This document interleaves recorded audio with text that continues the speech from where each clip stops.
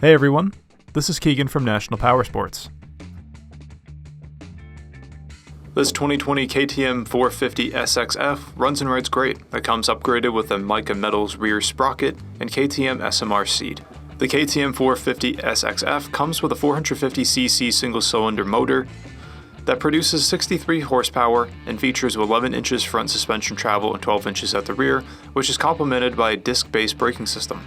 It has a dry weight of 220 pounds and a seat height of 37 inches. With sleek lines and a lightweight frame, this bike is reliable, race-winning, and a blast to ride.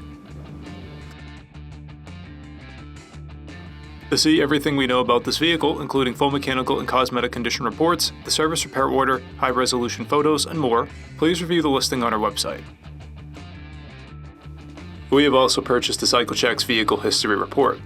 You can view this report by clicking the link on the right side of the video.